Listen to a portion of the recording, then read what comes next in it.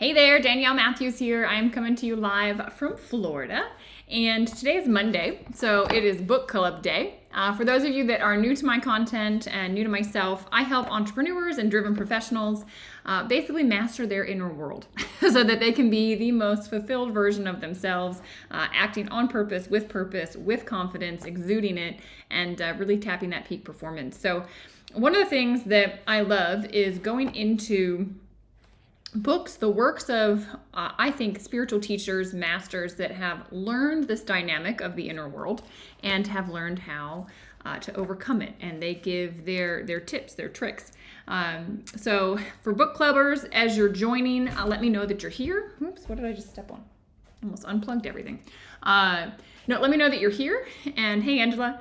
And then we can dive in. So for those of you that are maybe joining us for the first time, The Power of Now is by Eckhart Tolle. This book has had, it says 5 million copies sold. It's a bestseller, legitimate bestseller from just people of interest buying it that want to do it. Hey, Charlotte. And this has just kind of naturally grown. What he shares in here is really interesting. You can jump into this conversation at any point because what he's sharing is just kind of a conversation. He's basically answering questions that he's commonly asked and helping review. Hey, Tina. Thanks for letting me know you guys are here when you get here. So if you joined late and you're not up with me where I am, make sure you fast forward on the live. But this chapter is chapter 4 in the book. It's called Mind Strategies for Avoiding the Now. And when I read that, I said, oh, he is going to teach us the tricks of the ego mind. And it is our ego mind that really is the problem. So he talks about that in here, but I'm going to just jump in because these conversations always end up more than a half hour. So I don't want to waste any more time before we dive into things. So he talks about in the beginning here, the loss of the now is really the core delusion that turns, as he says, a mere situation, event, or emotion into a personal problem and into suffering. The loss of now is the loss of being. And I read that as the ego is the problem. The moment the ego gets involved in an event, in an emotion, in a situation, is the moment that we've started identifying with what's in here rather than being present with what is. Hey, Stephanie, I'm glad you've been able to join the live chat now too. That's wonderful. Glad to have you. So he says to be free of time is to be free of psychological need of past for your identity and future for your fulfillment. That sentence, I probably read it like 5 times because I thought, you know what? He just hit on so much just in that sentence. Did you guys see that when you were reading? You may have, you may not have. But I'm going to read it again.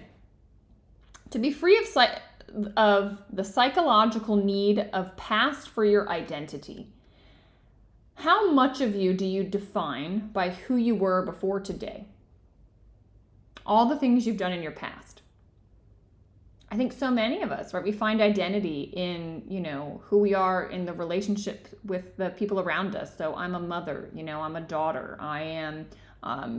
I have this job, this profession, I performed this way in school, or I didn't perform that way in school, or, all of these things that have happened in the past, we allow to define us. And he says this is part of the problem. And then the other part, he says, is this need to have the future fulfill us. So believing that something out there, once you get it, is going to be able to make all the things in here that are currently not okay. It is this belief that, when you have the job, when you have the money, when you have the relationship, when you have the kids, when you have the pet, when you have the insert material thing in the external world, you'll be happy. And what he's saying is to be free of time is to be free of this psychological need of the past for your identity and the future for your fulfillment. When you are done with that and you're in the now, that's why it's called the power of now. When you're in the now, when you're in the present moment, you're free of those things.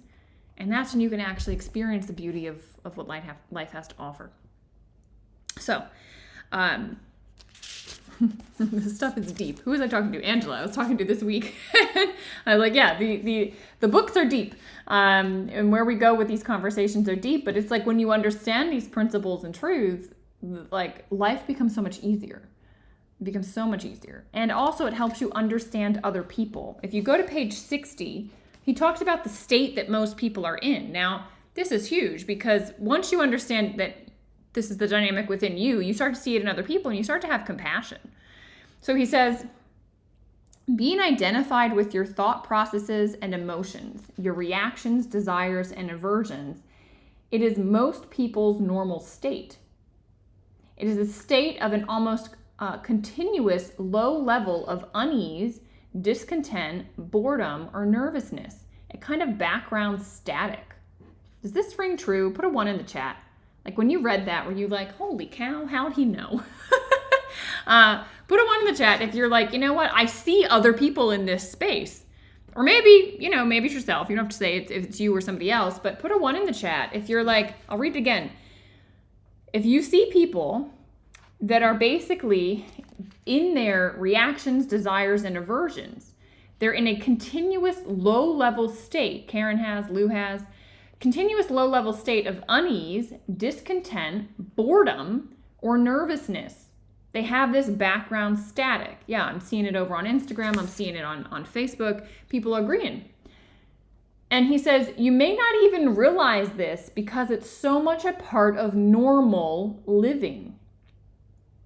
Just as you are aware, or just as you are not aware of a continuous low background noise like the hum of an air conditioner until it stops. When it suddenly does stop, there is a sense of relief. Most people don't know this is happening. And he even goes on to say, this is why, like, think about our world, especially here, like in the US, in the UK too, Angela. Like, there is so much entertainment. So much entertainment. There is so much for you to go out and do, whether it's drinking or food or television or a concert or shopping or, drugs, sex, alcohol, those things. Like, there's so many things to entertain us, a lot of people, and we think it's normal because it's what the masses are doing. But they're actually, what he says is, people seek those things to get rid of this background static because there's just this level of unease, this discontent, this boredom, this nervousness that's in their system. But when they do those things, he says it's an extremely short-lived symptom relief, but it does relieve the symptoms for a bit. And if you see yourself seeking those things, ask like, well, why am I? Why can't I just be okay with what's in here? Lou says they're filler. Yeah, exactly. It's this filler stuff, and it's avoiding us from going in. But he goes on, and this sort of really surprised me. I had never considered this. He says that's ordinary unconsciousness. So what we just were talking about is like where the masses are. But he says this can turn into deep unconsciousness, a state of more acute and more obvious suffering or unhappiness. When things, quote unquote, go wrong, when the ego is threatened or there is a major challenge, threat, or loss, real or imagined in your life, or a conflict in your relationship, you move into a deep unconscious state. And you know what? When I read that, it hit me like square between the eyes of that's what COVID, the pandemic, like that is what happened collectively to all of humanity over the last 3 years, was this massive thing that went wrong and where all of our egos were totally challenged because we couldn't control it, and the ego likes to control things. And he says, this is where you move into a deep unconscious state. And I thought, holy cow, this is what happened during COVID. And I think some people are there. And he said, it was so interesting. He said, the best indicator of your level of consciousness is how you deal with life challenges when they come. So reflect on how you dealt with the pandemic. He says through those challenges, an already unconscious person tends to become more deeply unconscious, going into those spaces, like we said, where it's very painful. He says, but a conscious person will become more intensely conscious. And you can use a challenge to awaken you. You can allow it to pull you into a deeper sleep, or you can allow it to wake you up even more. Isn't that amazing? And I thought, wow, like what a beautiful thing that humanity is like navigating. And like, I'm proud of all of us for having these conversations and, you know, doing this work of like talking about what it means to be awakened to all of this stuff. Yeah, super powerful insight. I agree. I don't know if it hit any of you, but as I read this, I just went, holy cow. And it didn't hit me the first time I read it. In fact, the first time I read these few pages, I didn't really underline too much. And then the second time I went through the book, I was like, wait a second. Like, this is what's happening now on Earth. And I don't know where it is. I'll get to it later, or I'll try to find it now. But he was saying, no, I want to find it now. On page 65, he says, are you polluting the world or are you cleaning up the mess? You are responsible for your inner space. High five me if you're like, for sure. Like, I am responsible for me.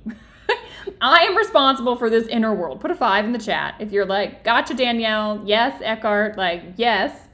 All right. So he says, thank you, Lynn, for the high 5. So he says, are you polluting the world or are you cleaning up the mess? You are responsible for your inner space. Nobody else is, just as you are responsible for the planet. This was a whole nother level of like, whoa. He says, as within, so without. The world in here will also be reflected out there. And he says, if humans clear their inner pollution, then they will also cease to create outer pollution. Wow.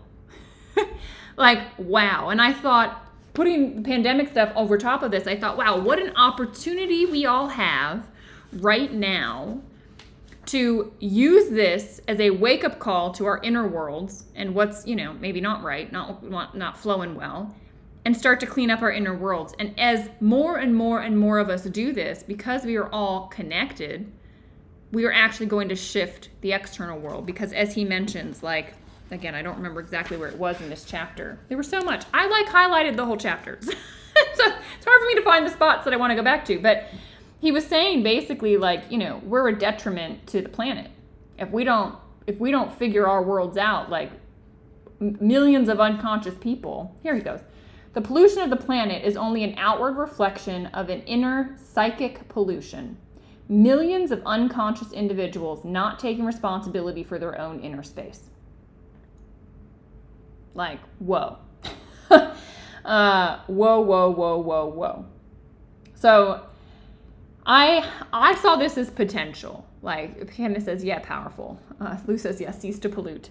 I saw this as so powerful because I went, wow, like, it's like the powerful saying, be the change you want to see in the world. But literally, you have to be it internally. It's not saying go do something in the external world. It's saying be it internally. Be an example of this. Show this, and it will help other people kind of seek you out and go, how are you this way? Like, how are you so calm? How are you, you know, not anxious? This is huge. So how do we continue to increase our consciousness? He talks about, I think the key theme in this, to me, right? He talked about the title of the chapter was Mind Strategies for Avoiding the Now, which I read as, again, the tricks of the ego that are causing you to avoid the now. The number one thing he talks about was resistance. When you are resisting now, you are creating a ton of inner mind pollution. So ask yourself this question, and if you want to follow me, I'm on page 64. Do you resent doing what you're doing? Do you resent doing what you're doing? Maybe it's your job. Maybe it's something you agreed to do with your partner or your kids. Do you resist anything or resent anything? Do you resent anything that you're doing? Are you carrying unspoken resentment toward a person close to you? Put a 1 in the chat. Because I think this is so common. So common. Do you resent someone in your world or something that happened to you in the past or a task that you have to do? I mean, I've certainly seen this in my life. I'd be putting 1s all over the chat. maybe some of you aren't aware that you are resenting. But this is, as he says, such a common thing. It really is. And when you realize you're resenting, feel what that feels like inside of you, right? Is it pleasant or unpleasant? Is it an energy that you would actually choose to have inside of you? Because he says you're actually making the choice. It does not matter if, like, you know, someone's taking advantage of you. Yeah, Fritz, Tina, Lynn. Okay, there's people out there that realize there's some resentment lingering. This is what's so interesting. He says, maybe you are being taken advantage of. Like, who would feel resentful if they were taken advantage of? Maybe that's a better question. Who would feel resentful if they were told to do an activity that was tedious and they didn't want to do? You know, who would be resentful if someone was dishonest with you? Like, come on. I know we're all trying to be at a higher level, but there's just the truth of this humanity in us, right? Like, there is a piece of us that's like, dang it, yes, you're super resentful about these things. What he says is, it could be true that someone was dishonest. It could be true that someone was taking advantage of you or has taken advantage of you, or true that you're doing some crazy, arduous, like, you know, tedious task at work. Okay, Stephanie's with me, Marie's with me. All right, all of these things could be true. But what he says is the truth of it is irrelevant. And I think this is so, like, when you get this, guys, this is the meat of it. He says, whether your thoughts and emotions about this situation are justified makes no difference. Doesn't matter if you're right that someone shouldn't lie to you, or that you're right that you shouldn't be doing this tedious task and that you know, are able to do something more. He says, the fact is, you're resisting what is. You are resisting what is. And you are making the present moment into an enemy. You are creating unhappiness, conflict between the inner and the outer. The moment you resist what is, the moment you're crying over the spilled milk, the moment you resist it is the moment now your inner world is in conflict with the external world that has already shown up. And what he's trying to help you see is that you've got the control of your inner world. Like, you're the one that is deciding to be resentful of it. Juliet, yes. My favorite part of all of this is, like, the next question is someone's like, well, like, how do I stop doing that? Like, how do I do it? And Juliet just put it in the chat. How do you drop negativity? You just drop it. Like, how do you drop a hot coal? You just drop it. How do you, what else does he say? How do you drop something heavy? You just drop it. Like, how do you get rid of something heavy? You just drop it. You literally just stop. Marie says, it is true, but I let them. That was an eye-opener, and I do the best to not let it. Sometimes it's hard when you always respond in a certain way. Yeah. But, like, it's your mind that's saying it's hard, because it's the mind, it's the ego that's got a lot to say about all these things. But the moment you just drop it, he says, number 65, I put a smiley face, because I laughed. I literally laughed out loud.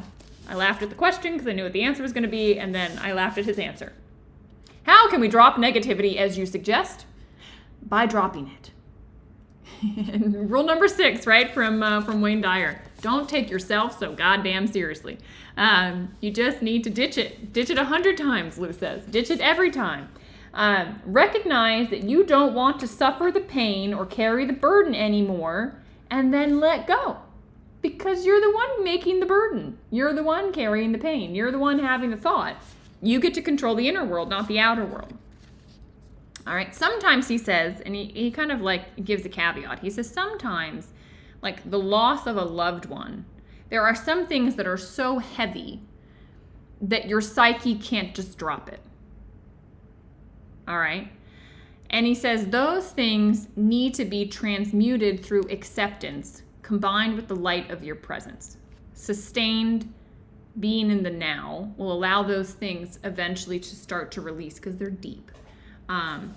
Stephanie says, I drop it by stepping into the knowing that everything is always happening for my highest and best good. I love that, Stephanie. Yeah, absolutely love it. Anything that occurs, just saying, well, this is for my highest and best good, and just accepting that this is for my highest and best good, and just knowing this is for my highest and best good.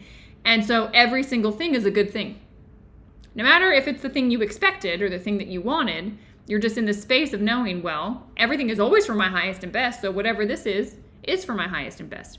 I have one person in my world, she says the crazier things get, when things really start to like go nuts, I get excited because that means there's some redirection happening that's so outside of my own scope and understanding of, you know, how I would want something to show up in the world or manifest. As things start to kind of go awry, I just kind of step back and go, wow, like something bigger than me is at play that's going to open doors for me I couldn't have even imagined.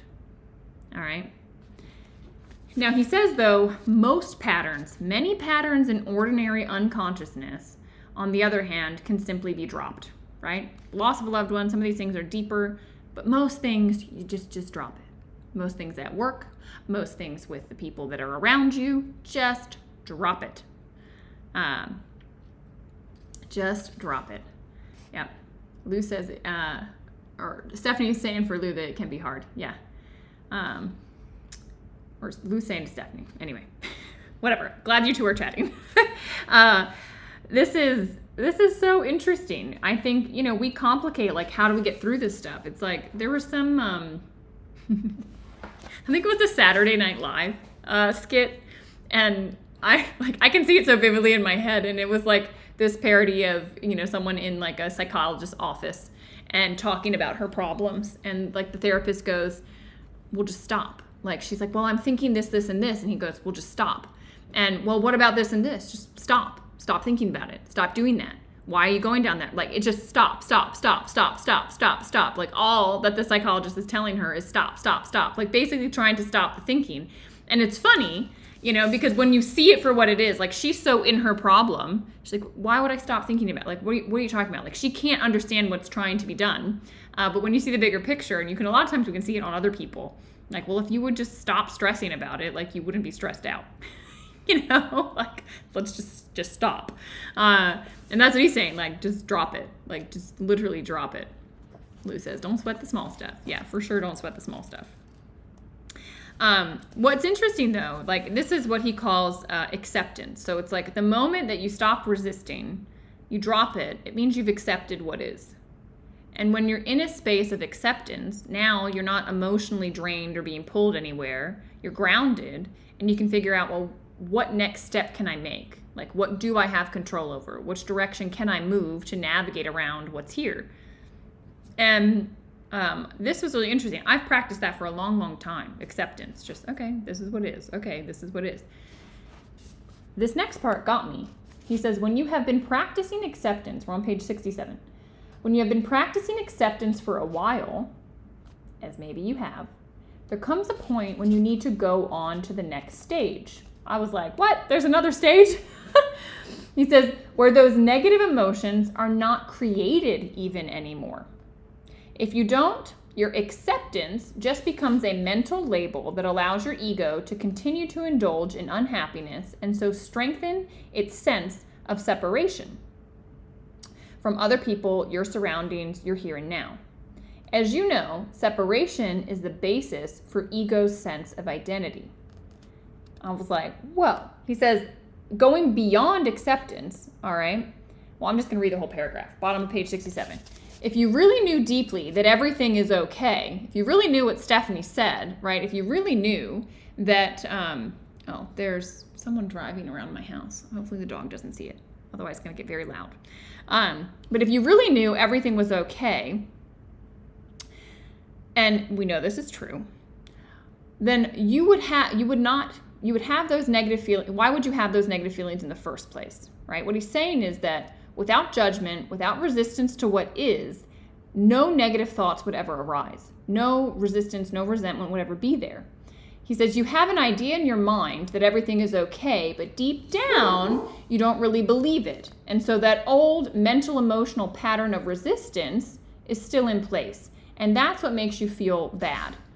He says, so you have to move beyond acceptance. You have to go to this space where, like, you just know that everything's okay. Where he says it's so powerful. Yeah, it's like what Stephanie said. It's just everything that unfolds in life, if you're just like, wow, this is going to be beautiful. Like, wow, I wonder what's opening. Like, wow, this is great. Wow, this is happening for me. Most of us have a hard time with that. So this is deeper for me. If you're with me, you're with me. Like, once I go beyond acceptance, I've been very good at just accepting what is. Like, okay, this is what it is. But I still sometimes have that initial reaction of like wanting it to be different.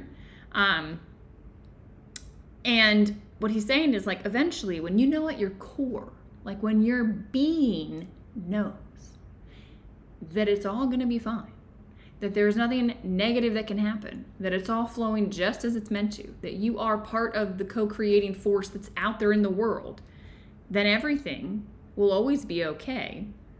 You don't even have to accept anymore because you're just in this space all the time where everything is fine. I would say my neighbor, Gurudev, he's in that space.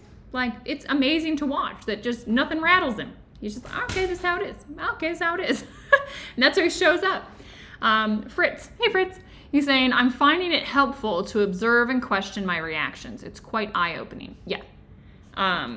It's probably, I wrote in here, I buzzed past it, like something that will be good to journal for a week, is just observe the many ways in which unease, discontent, and tension arise within you. Through unnecessary judgments, resistance to what is, denial of the now, anything unconscious dissolves when you shine the light of consciousness on it. So how do you shine the light of consciousness? You do what Fritz is doing. I would encourage all of you to journal about this. Just like, what is the reaction I'm having, that's causing some level of unease or discontent? Whenever those moments pop up in your life, write them down. So you can start to become aware of the thing that is not that it's an external thing, it's an internal thing that's popping up. Does that make sense? We talked about like those seeds that are in us, right? When those pop up. There's so much conversation in the chat. Let's see what else is going on. Charlotte says you just have to keep practicing. Stephanie's saying it's powerful. It's in releasing the attachment to what I thought it should be. Yeah. And accepting what is as perfection. We can't see the bigger picture. Yeah, exactly. It's a good thing to remember. Yeah, I know. Sometimes we believe like, it's so funny. Like we have such a limited way, like our mind, we believe it all should happen in this exact way.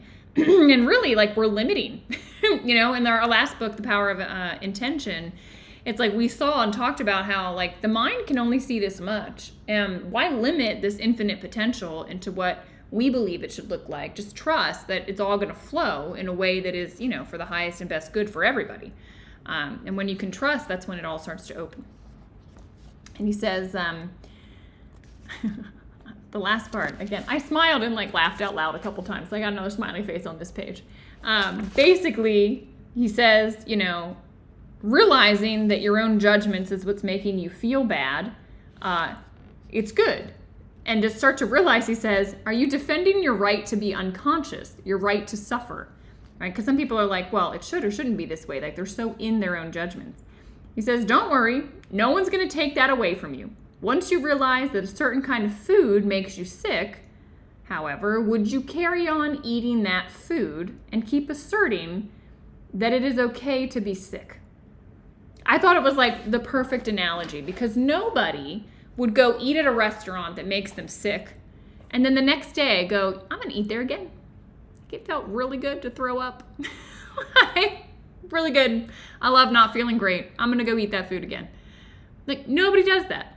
But because it's so normal, because it's so conditioned, because the masses are doing it, because most people don't even realize. Like he says in here, like the Native Americans, I thought that was amazing what he was saying about the Native Americans.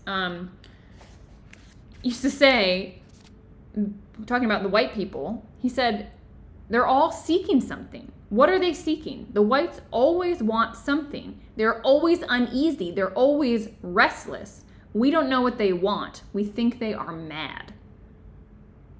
It's been happening forever. He says this happened, before Jesus. This happened before Buddha. This has been like a problem, and it's a problem of the mind. Like we're making ourselves sick. We're making ourselves mad because we don't realize that we're like plugged into something that's false. We're so attached to the ego. And like you would not, as we were talking about, you would not go eat that bad food again and again. But for some reason, we wake up every day and we start letting this thing in our head talk. It should be this way. I want it to be that way. Why is this? Why do they treat me like that? They shouldn't have done this. Blah, blah, blah, blah, blah. Past stuff, future stuff. And we just make ourselves sick again and again and again. It's no wonder the Native Americans thought that we were mad. We were mental. And I don't know that we've evolved much since then, but we're figuring it out, right? I do have faith that we're all kind of, as a collective humanity, figuring this one out. And those of you involved here are. Angela says, unsure how to accept serious illness of a family member as what is. Oh, let's talk about this. So, trust that soul is on that soul's journey. Sometimes, like my accident, for example, when it occurred, felt like it was the worst thing ever. Now looking back, it was the best thing ever because it taught me so much. And so that soul is on its journey and it's having a test day. An illness can be a serious test. And so what I would say, Angela, for you is,